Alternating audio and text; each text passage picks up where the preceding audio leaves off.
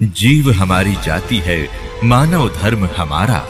हिंदू मुस्लिम सिख ईसाई धर्म नहीं कोई न्यारा।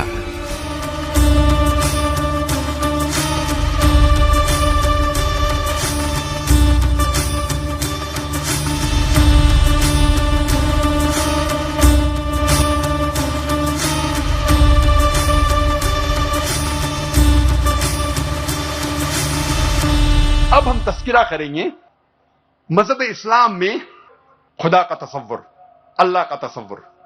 और सबसे बेहतरीन जवाब कोई भी मुसलमान आपको दे सकता है, वो है आपको कहेगा सूरह इखलास के बारे में, सूरा नंबर 112 आयत नंबर 1 से 4, जहां अल्लाह सुब्हानहू व तआला फरमाते कुल हु अल्लाहु अहद, कहो कि अल्लाह एक है, अल्लाह समद, अल्लाह बेनियाज है, लम यलिद वलम युलद, ना वो किसी को जनता है ना किसी से जना है, वलम यकुल लहु कुफुवन अहद, उसके जैसा कोई नहीं है। ये 4 आयतों जो सूरह इखलास की है, सूरा नंबर 112 आयत नंबर 1 से 4, ये अल्लाह सुब्हानहू व तआला की तारीफ है। इसे मैं कहता हूं द टचस्टोन ऑफ थियोलॉजी। थियो मीन्स गॉड, खुदा, लॉजी में स्टडी, जिसके मानी है स्टडी ऑफ गॉड, खुदा की स्टडी। ये टचस्टोन है थियोलॉजी का। टचस्टोन उर्दू में मैं कहूंगा तलिस्मा। आप जब कोई जौहरी के पास जाते हैं सोना खरीदने या बेचने के लिए, और आप जानना चाहते हैं कि सोना कितना खरा है, तो आप जौहरी को देते हैं। आप ये सोना जौहरी को देते हैं और वो सोने को टचस्टोन से एक पत्थर से घिसता है, और जिस तरीके का रंग उस पत्थर पे आता है, फिर वो आपसे कहेगा कि ये सोना हो सकता है कि 22 कैरेट का है, या 20 कैरेट का है, या 18 कैरेट का है, या हो सकता है वो सोना ही नहीं है, क्योंकि हर चीज जो चमकती है वो सोना नहीं है। All that glitters is not gold. इसे कहते हैं टचस्टोन। सूरह इखलास is the touchstone of theology.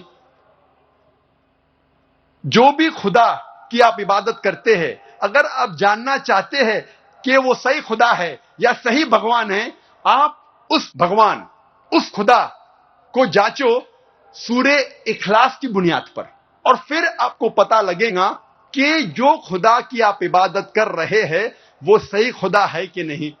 और जैसा कि डॉक्टर जाकिर नाइक जी बार बार कहते हैं कि जिस खुदा की आप भक्ति करते हो उसको जांच लो, वो वास्तव में अल्लाहु अकबर है भी कि नहीं। उसके जांचने के लिए वो पैमाना बताते हैं। कुरान मजीद यानी कुरान शरीफ की सूरत इखलास नंबर 112 और आयत नंबर 1 से 4 में स्पष्ट किया है कि वो ना तो खुद जना है और ना वो कभी मरता है, वो कुल मालिक है। तो ये अल्लाहु अकबर जो काशी में धानक रूप में आया था, जो लाहौर की भूमिका करता था, इसके ऊपर ये सूरत इखलास 112 की आयत 1 से 4 पूर्ण रूप से घटती हैं। खरा उतरता हो परमात्मा जो अल्लाहु अकबर है।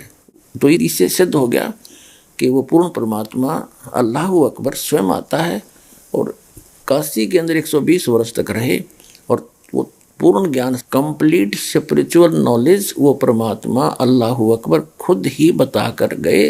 वो सह शरीर आए थे, उन्होंने किसी माँ से जन्म नहीं लिया। उनके कोई उत्पत्ति बताता वो महामूर्ख है, उसको कतई ज्ञान नहीं। सह शरीर आए थे, कमल के फूल पर वो विराजमान हुए थे। वहाँ से एक निसंतान जुलाहा दंपत्ति मुसलमान उनको उठा ले गए थे, और धीरे धीरे लीला में तरीके से वो युवा हुए, बड़े हुए, और इस परमात्मा की इस महिमा का वर्णन ऋग्वेद मंडल नंबर 9 सूक्त नंबर 1 मंत्र नंबर 9 में, कि वो परमात्मा जब आता है एक शिशु रूप धारण करता है और कुंवारी गायों से उनके परवरिश की लीला होती है। तो ये लीला उस पूर्ण परमात्मा अल्लाहु अकबर कबीर परमात्मा ने की थी। जब अल्लाहु अकबर लीला में शरीर में 25 दिन के हो गए थे, तब तक उन्होंने कोई दूध या फल, कोई अन्न आहार नहीं किया था। तो तब एक कुंवारी गाय लाई गई थी। उस कुंवारी गाय ने परमात्मा के आशीर्वाद से ही दूध दिया था। उससे अल्लाहु अकबर यानी कबीर भगवान के उस बाल भगवान की परवरिश की लीला हुई थी। तो वेदों में भी प्रमाण है कि वो अल्लाह वो कबीर देव है, सहशरीर है, ऊपर के लोकों में रहता है, वहाँ से स्वयं सहशरीर आता है, अच्छी आत्माओं को मिलता है और उनको यथार्थ ज्ञान स्वयं ही बताता है, एक कवि की तरह आचरण करता है और वो पूर्ण परमात्मा होता है। सहशरीर आता है और सहशरीर चला जाता है। जैसे एक मगहर नाम का स्थान है, संत कबीर नगर जिला उत्तर प्रदेश के अंदर, पहले वो बस्ती जिला के अंदर था। वहाँ एक मगहर छोटा सा नगर है, उसके अंदर एक बिजली खान नाम के मुसलमान नवाब थे। वो भी उस अल्लाहु अकबर अल्लाह कबीर यानी जो धरती पाए हुए थे सहशरीर, उनके शिष्य थे। और काशी शहर के नवाब हिंदू राजा थे वीर देव सिंह बघेल, और वो दोनों ही उनके शिष्य थे। उनकी भक्ति और शक्ति से प्रभावित होकर उनके शिष्य हुए थे। अंत में उन्होंने अल्लाहु अकबर ने, अल्लाह कबीर ने यानी उस जुलाहा कबीर ने ये फैसला किया था कि मैं मगहर के अंदर अपना शरीर छोड़ दूंगा, क्योंकि हिंदुओं के जो गुरु थे ब्राह्मण, वो कहा करते थे कि जो व्यक्ति मगहर में मरेगा वो गधे की योनि में जाएगा, नरक में जाएगा, उसको बहुत कष्ट होंगे, वहाँ कोई मत मरियो। काशी में जो मरेगा, बनारस में ब्राह्मण कहा करते थे, वो सीधा स्वर्ग जाएगा। और परमात्मा कहा करते कबीर देव जी अल्लाहु अकबर कि अच्छी सत भक्ति करने वाला व्यक्ति, शुभ कर्म करने वाला व्यक्ति कहीं पर भी मृत्यु को प्राप्त हो, वो सीधा अपने उस यथा स्थान पर जाएगा, अच्छे स्थान पर जाएगा जिसकी उसने भक्ति कर रखी है। और निकम्मे कर्म, बुरे कर्म करने वाला व्यक्ति कहीं मरियो मगर मरो चाहे काशी, वो सीधा नरक में जाएगा। लेकिन ये ब्राह्मण नहीं मानते थे, यानी हिंदुओं के धर्मगुरु इस बात को स्वीकार नहीं करने को तैयार थे और न ही जनता को स्वीकार करने दे रहे थे। उनके इस भ्रम का निवारण करने के लिए अल्लाहु अकबर अल्लाह कबीर, धानक कबीर, जुलाहा कबीर ने कहा था कि मैं मगहर में प्राण त्यागूंगा और तुम देख लेना आकर के, और अपने जंतर मंत्र, अपने सारे ज्योतिष लगा लेना कि उस स्थान पर मरने वाला व्यक्ति कहाँ जाता है। ऐसा ही किया गया। दोनों राजा पहुंच गए, उनकी सेना साथ में थी और बहुत से दर्शक वहां पहुंच गए। एक चादर नीचे बिछाई परमात्मा ने, एक चादर ऊपर ओढ़ ली, और जब देखा कि दोनों तरफ से सेना खड़ी थी, परमेश्वर ने पूछा भी बिजली खां पठान और वीर देव सिंह बघेल, तुम दोनों अपनी अपनी सेना क्यों लाए हो? उन्होंने तो नीची गर्दन कर ली, क्योंकि उनके गुरुजी थे, उद्देश्य अपना बता नहीं पाए। उनका उद्देश्य ये था कि मुसलमान भाई कह रहे थे कि ये हमारा पीर है, हम इनका अंतिम संस्कार मुसलमान रीति से करेंगे। हिंदू कह रहे थे ये हमारे गुरु हैं और हम इनका अंतिम संस्कार अपने धर्म के अनुसार करेंगे, इनको नहीं करने देंगे। दोनों ने ये ठान रखी थी, यदि सीधी हाथों बात नहीं बनेगी तो हम युद्ध करके सबको प्राप्त करेंगे। तो परमात्मा तो अंतर्यामी थे, उन्होंने पूछा भाई ये सेना और साथ में हथियारों की क्या आवश्यकता थी, मेरे पास आए तुम। दोनों बिजली खां पठान मुसलमान और वीर देव सिंह बघेल हिंदू राजा ने नीची गर्दन कर ली, नहीं बोले।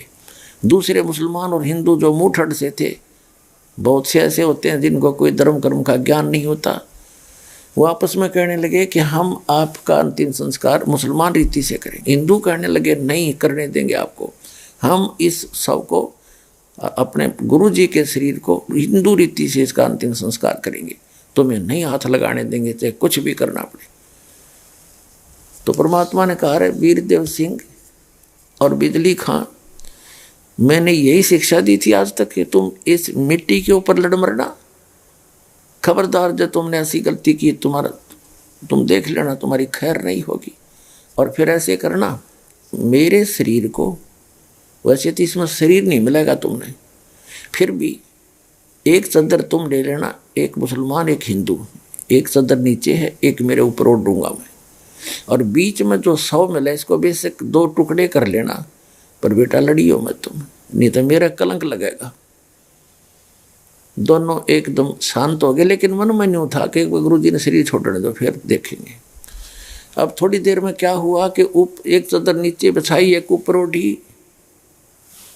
कुछ देर में देखा ऊपर आकाश से आकाशवाणी की कि भी देख लो पंडितों, मैं जा रहा हूं अपने सतलोक में, तुम्हारे स्वर्ग से भी बहुत आगे, तुम्हारी जन्नत से भी आगे जा रहा हूं, जो अमर लोक है, शाश्वत स्थान है, जहां कभी मृत्यु नहीं होती, और मैं वहीं से आया था। ऊपर देखा परमात्मा ऊपर जा रहे हैं, सह शरीर ऊपर जा रहे हैं। चद्दर उठा के देखा तो नीचे सुगंधित फूल मिले, जैसे ताजे तोड़ कर लाए हों बगीचों से।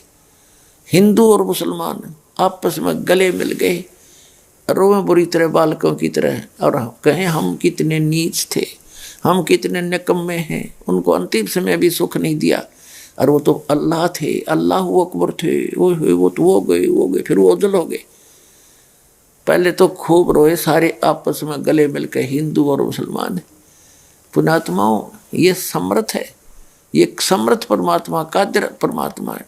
यदि उस दिन वो लीला नहीं करते, वैसे तो कहीं से भी जा सकते थे, सह शरीर अचानक जा सकते थे।